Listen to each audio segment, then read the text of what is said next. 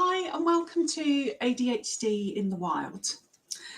This is the last of 3 lives that I've been doing for ADHD Awareness Month.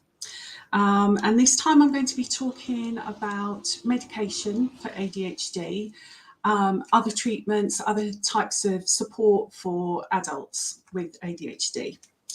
So I'm AJ Harmon. I'm doing these lives to kind of show up and show what ADHD in an adult can look like, to raise awareness of how it presents in adults, and to bust, maybe some of those myths and stereotypes that people think of. So in this one, as I said, we're going to look at treatments and support.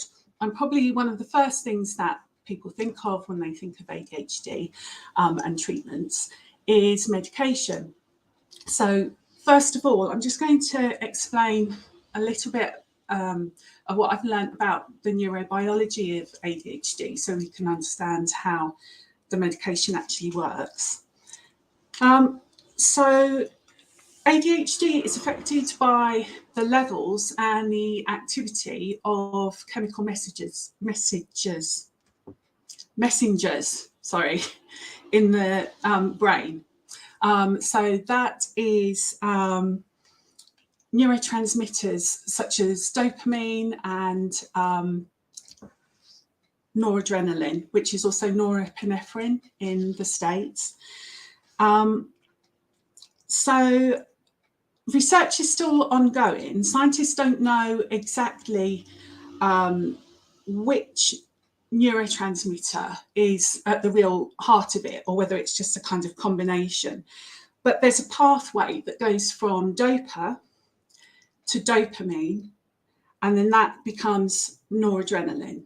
So they don't really know whether it's kind of a lack of dopa, a lack of dopamine, or a lack of noradrenaline.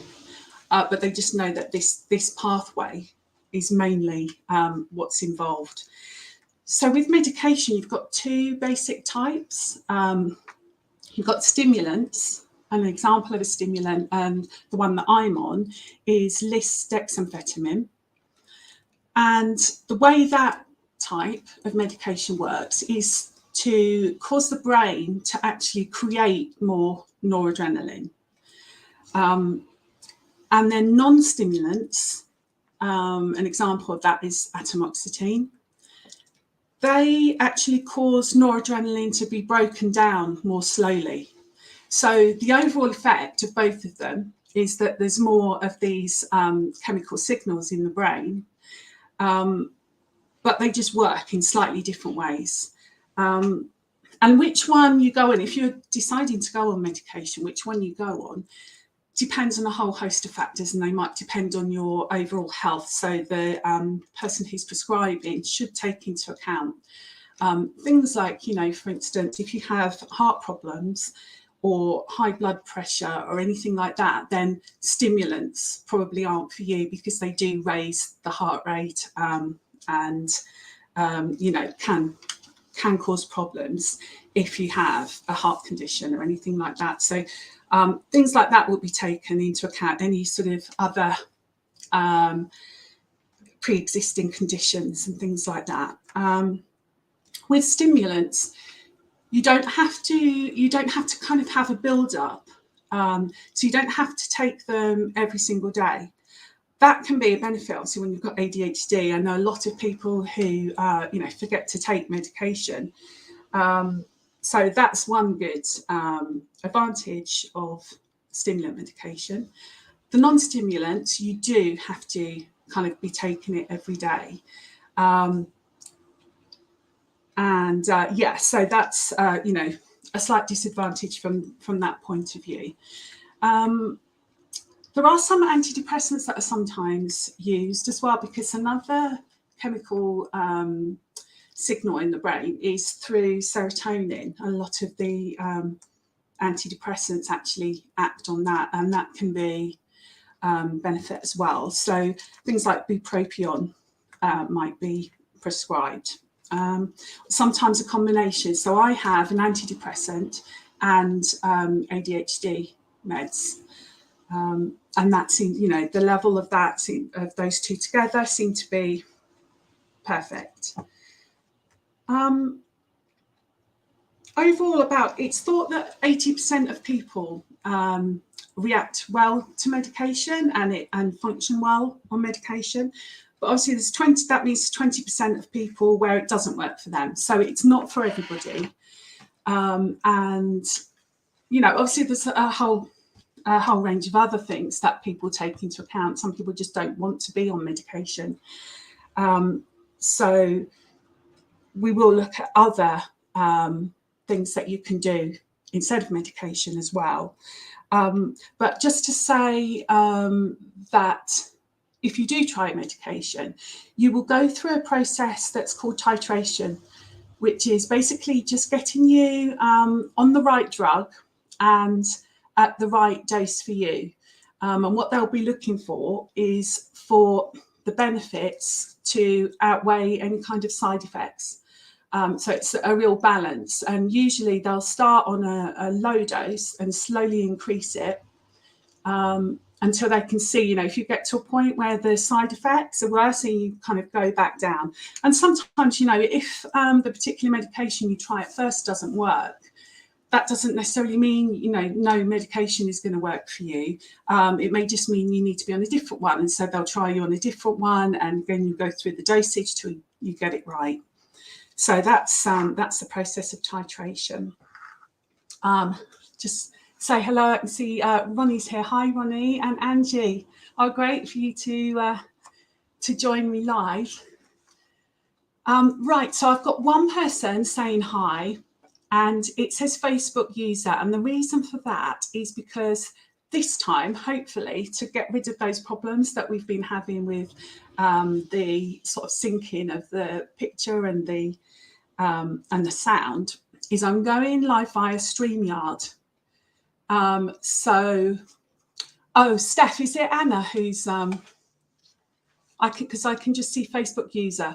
So basically, if you go to Steph, do you know what the link is for StreamYard? I think it's streamyard.com Facebook, something like that. And basically, if you go there, you just need to give StreamYard permission to show your. Oh, great. Thanks, Steph. Great. Hi, Anna. Thank you for joining us live. Yeah, so for anybody who hasn't already, if you go to, there we go. Steph's put it in the comments. If you go there, it's not kind of doing anything bad. It's literally just giving StreamYard permission to show me your name, and I can just. It's nice to be able to see your picture and the name and everything. Yeah, sometimes I've had where I've been on other people's lives and I have already given StreamYard permission like a while ago, and I've had to go and just do it again for some reason. But anyway, so looking at other treatments, there's a whole host of other things as well apart from medication. So coaching and executive function training. So that's the kind of stuff that I do with my clients. So coaching can be really useful, especially with regard to things like emotional regulation. That's one of the traits with ADHD is it's, really hard to regulate our emotions. And so coaching can really help with that.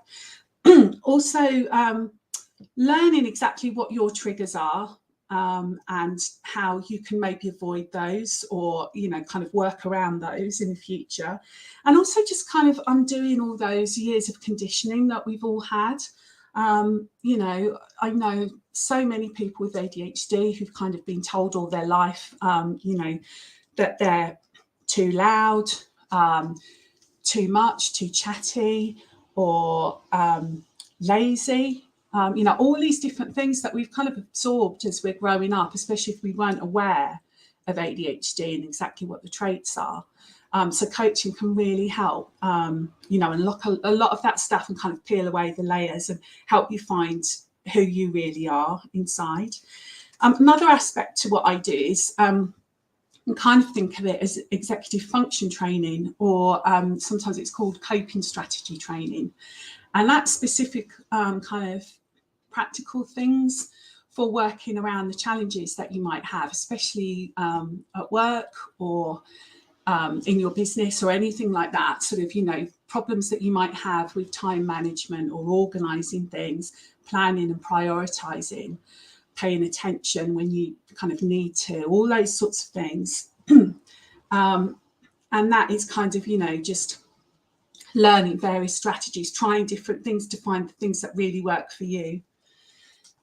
Some types of therapy are useful, again, especially if, a lot of neurodivergent people actually have quite a level of trauma, which is, aside from anything else, obviously there are people that have even deeper levels of trauma.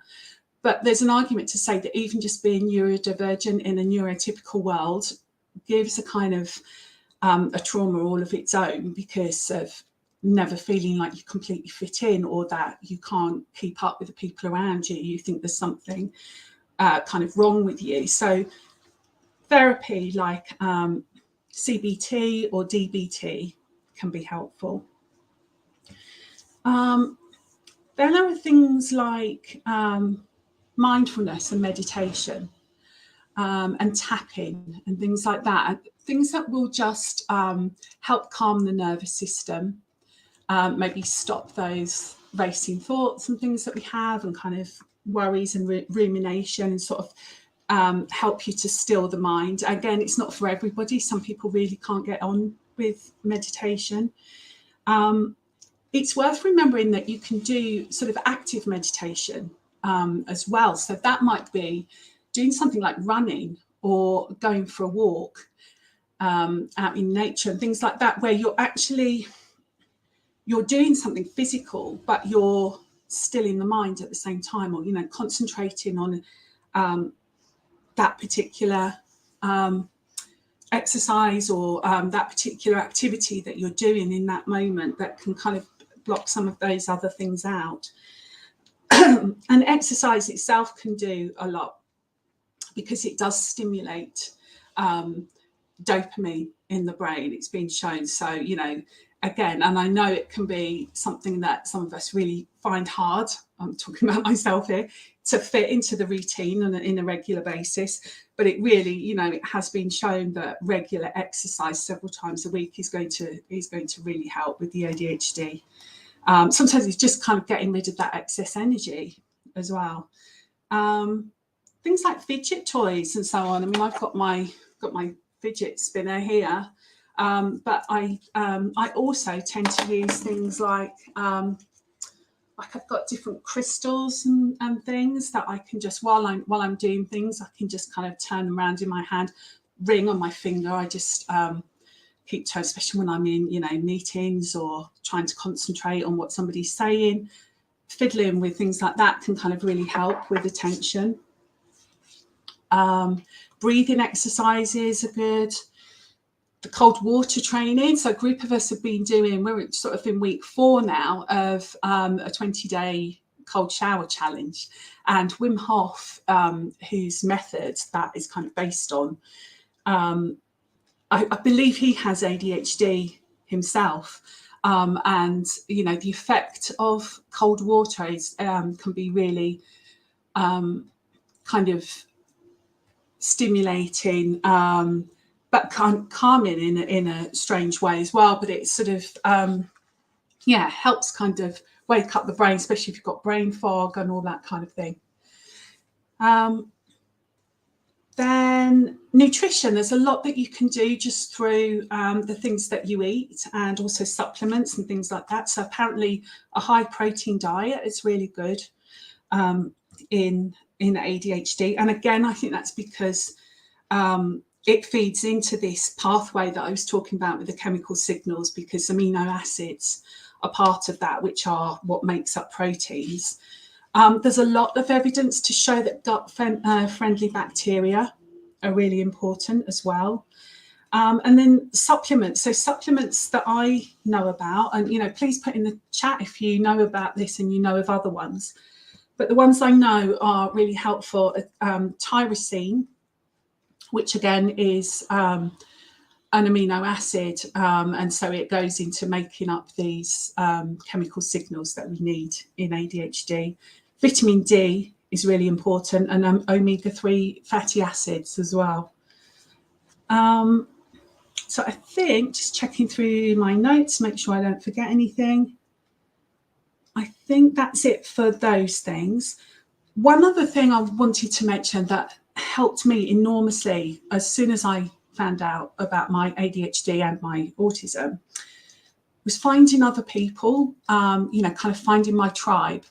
I went to all sorts of different communities, neurodivergent communities, on social media and things like that. And, all these different groups and communities tend to have their own kind of energy, and they do differ from each other quite a lot. So I think it's a case of finding one that really matches yours and, the type of people that you feel comfortable with, that you can share.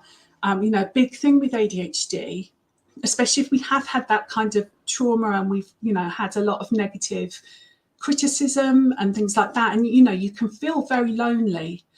And I think as soon as you find other people that you realise are just like you, and have, you can share your stories and you can share advice and you can just feel like you're not alone anymore. That's so important. So, yeah, I thought I just wanted to say something about accommodations as well at work. So, if you're at work, or obviously if you're in your own business, then you can think about some of these things and adapting your working environment to really help you. But if you're an employee, what kind of things, could help to tell your employer about or to get support with? Some of the things that I've identified, and again, if you've got anything that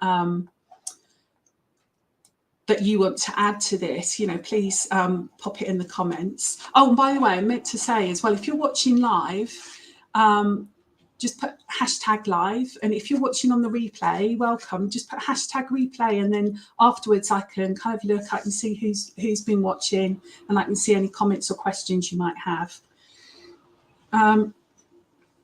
So accommodations, one of the main things is for really effective working is to have a distraction-free environment if you possibly can.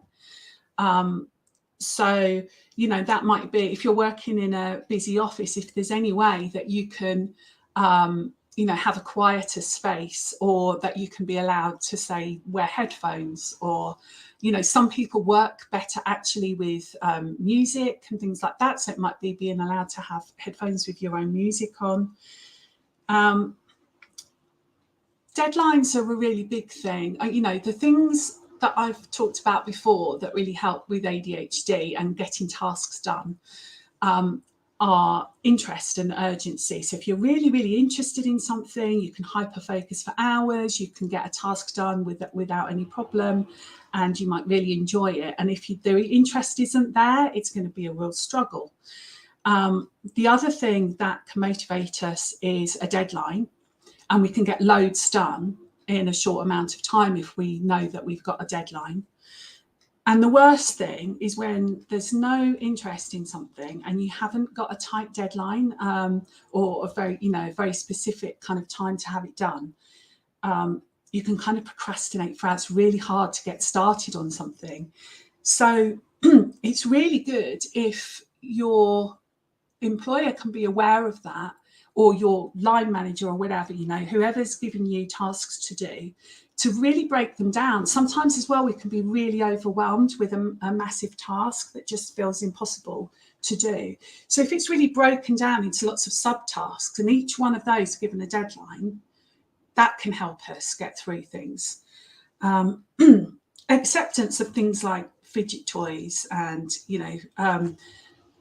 things that we can use to kind of keep our hands busy, that actually help us to concentrate. Not a lot of people realise that. And they think, they're not paying attention. Well, actually, it's helping to pay attention, especially in meetings and things like that. If you're sort of just having to sit and stare at the person on the screen and listen, it can be really, really hard. But if you've got something, to keep your hands occupied or whatever, it can help. The ability to move around and take regular breaks, that's really important. It can help with our concentration to take regular breaks. Obviously, the Pomodoro technique is great for that, where you set a timer for, say, 25 minutes. I think I normally find with my work that something like 45 minutes is ideal for me. So 45 minutes, and then I take a break for 5 or 10. Yeah, and actually getting up and moving around. And also, if you're struggling with paying attention, move to a different place to do the work. So if that was a possibility within the workplace, that might actually help. Reduced number and length of meetings, I'm sure we'd all benefit from that, but that's a good thing to say. Clear expectations of what people need from us and when, and especially if it's put in writing, like in an email, rather than just told to us where we might not remember it, or we might not remember the details. Preferably one request at a time as well. It's well known that if you kind of ask someone to do a couple of things, they might only remember the last thing that you told them, for instance. And acceptance of flexible working hours as well, that can be so helpful. If you're working from home, the acknowledgement that you might answer an email or do a piece of work, say later at night,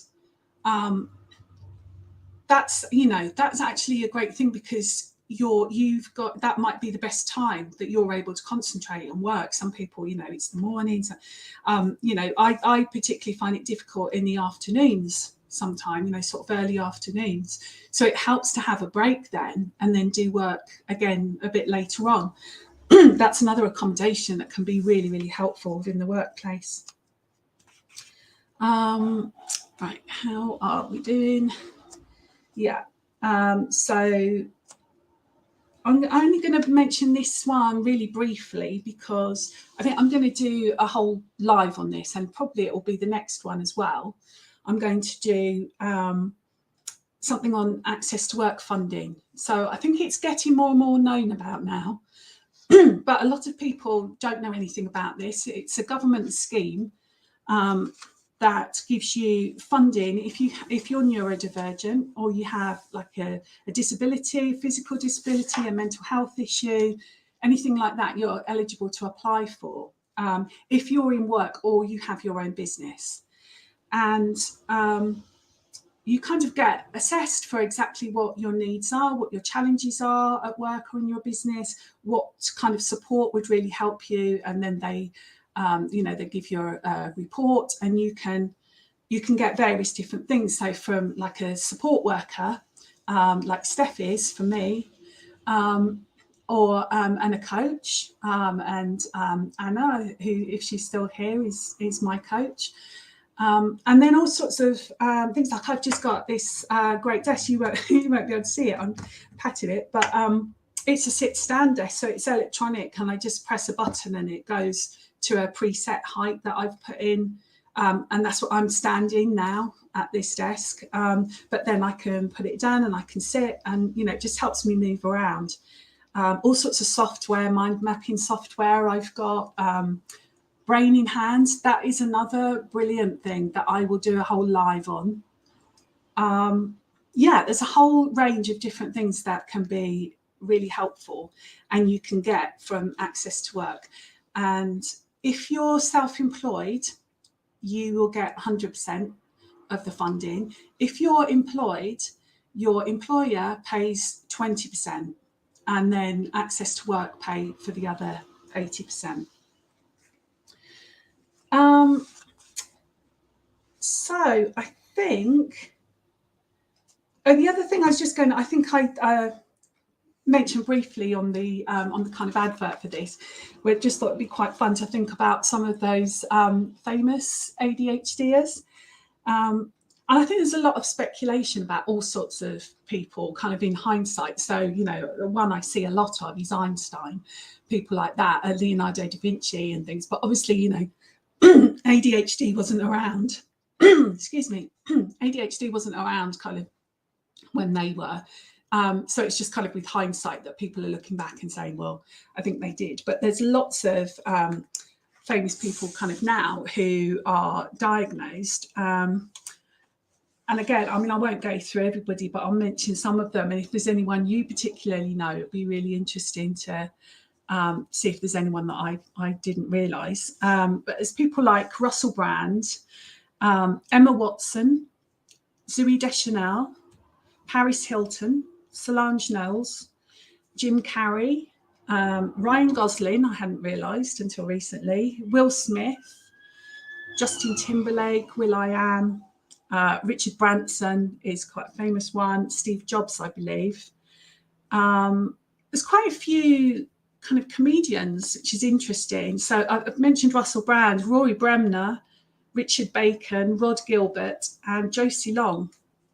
So if there's anybody else that you know of, it's always interesting to find out who the celebrities are that have ADHD, and it can be really helpful. It's useful to realise, it kind of normalises it, doesn't it, when we realise that people who are successful and in the public eye and do great things have ADHD.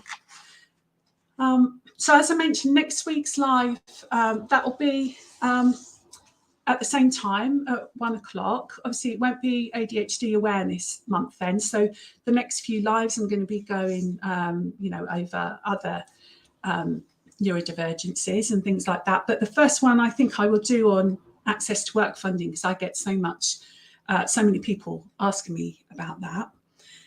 So that would be good. So I think the main thing is to remind you, and I know got this ticker tape thing going underneath me which says about it, but on Monday I'm starting a series of just 3 mini masterclasses, I guess. So there'll be Monday, Tuesday and Wednesday evening. They'll only be for about an hour and a half, and if you can't make them live, I think I'll be going from 7 to 7 to 8 or 8:30, depending, how we get on. And I've not done them before, so it'll be really interesting to see how it goes. And if anybody has, if there are questions and interaction and everything as part of it, then it might go to the hour and a half. But yeah, if you can't make it live, the recordings will be in the group, so you'll be able to catch up on those. But you will need to register because it's a separate group. It's not just in my Explorations Outside the Box group. There's a special group set up. I know some people have already requested to join the group. So just to say that it's actually opening on Sunday, just before the day before the first one.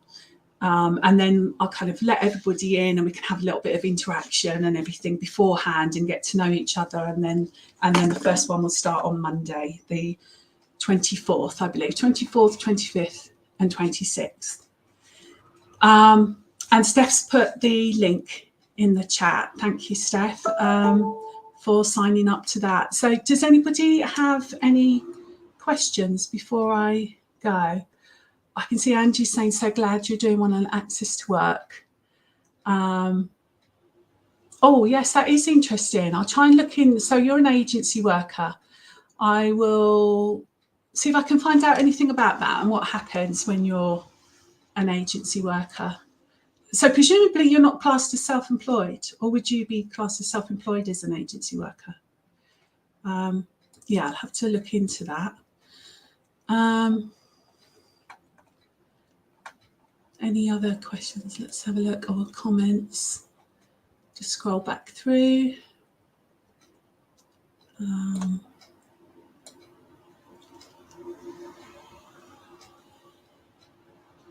Yeah. So I've gone a bit quiet. I'm kind of still reading the comments. Yeah, do you know what? So Anna, it looks like you weren't able to get StreamYard. I've seen that very occasionally, that somebody can't get StreamYard to recognise their name. but most of the time it seems to work. Yeah, so Steph has loads of fidget toys and crystals, tiny mushroom shape. Resist the urge to pop it in my nose and shoot it around the room like a tiny pellet of positivity. That's brilliant. Oh, CBD. Oh, yeah. Lots of people have said about CBD helping. And how do you pronounce that? Ashwagandha? I've heard people say about that as well. Not used it myself. But yeah, Steph uses Focus Mate, which is, oh yeah, that is another great thing actually. Body doubling is really, really good for getting tasks done. So that's where you're either in the same room as someone, both working on your own things, or you can do it live via Zoom and things like that. And it does help you just to focus on what you're doing. It's kind of like, it's almost like, somebody else is there, so you've got to concentrate and do it.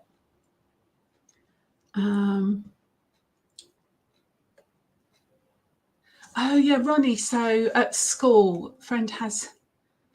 Oh, what's? Oh, so she has her tests separately. Is that what you mean by that? Yeah, my daughter as well has. She's got accommodations from the exam board that she can be in a separate room just with a few other students who also, have accommodations for one reason or another, instead of a massive, hall of hundreds of students.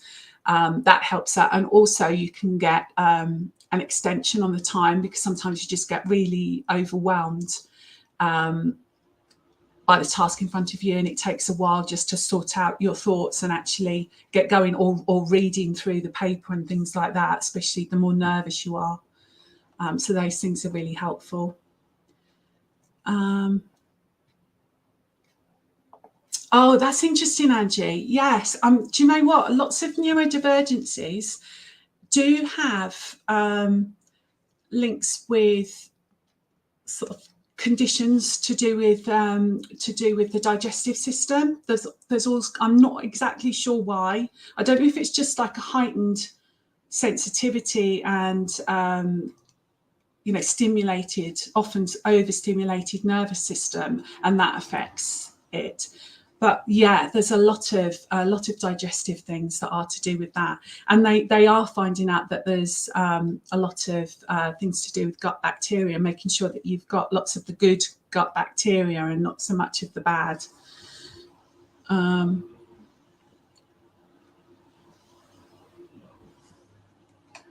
Oh, I love the idea of a standing desk, but my fatigue wouldn't let me work for more than 5 minutes. Yeah, it does. And actually, when I've been here for a while, I'm finding it a little bit tiring. But one thing is, I was just saying to Steph earlier that when I'm working on things like my editorial work or anything like that, I found it so good to have music on in the background, like quite kind of upbeat music, and have it at the standing height and work like that. And I'm actually kind of, dancing away, jigging away, and it really helps me. Yeah, Jim Carrey. Yeah, that didn't surprise me either about Jim Carrey, or Will.i.am and people like that. Sjogren's syndrome. Is that Anna? Is that what you've got? Sjogren's syndrome, autoimmune thing where my body doesn't make necessary fluids like saliva, tears, gastric juices, etc. Messes with digestion. Yeah, but it does. And there's all sorts of conditions, aren't there, that go hand in hand with ADHD and autism and things like that.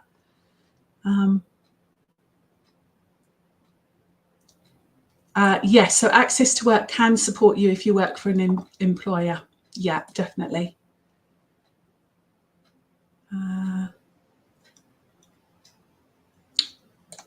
Yeah, and I can kind of share some of the sort of the things I've heard about for access to work. The things that obviously I'm not employed by somebody else, but I've got all sorts of things via access to work. Great. Okay, so if nobody's got any more questions, I will end here, and I'll see you all again next week. And hopefully I'll see some of you in the masterclasses. I'm really excited, slightly nervous because I've never done anything like this before, but actually doing these lives is helping me a lot, kind of work up to that. And that, you know, that was part of why I wanted to start doing this, because, you know, I can't get these messages out or help people or, you know, kind of share a lot of this stuff if I don't actually, you know, come along and do it, you know, just get on and do it. But it's a lot easier knowing I can just come along and do it as me, and actually I'll be accepted, and I'll, you know, I'm not going to be judged for forgetting what I'm saying in the middle of it or having to look at my notes and all that kind of thing. So thank you so much for everyone's support. And oh, great. So someone says they've booked onto the masterclasses, but again, it says Facebook user, so I can't tell. I'll show you. If I click here, it comes up. So you can see that I can't see who it is, and it just says Facebook user. But if you get, if you give StreamYard permission, or if it will allow you to, if it's Anna by any chance, or someone else who's tried and it's not allowed them. Oh, it's Janet. Brilliant. Hi, Janet. Hope you're well. That'll be brilliant. I can't wait to see you and see anybody else. It's really exciting. Just hope I don't forget everything that I want to do. Brilliant. Okay, well, I'm going to end there, and I will see you next time. Bye.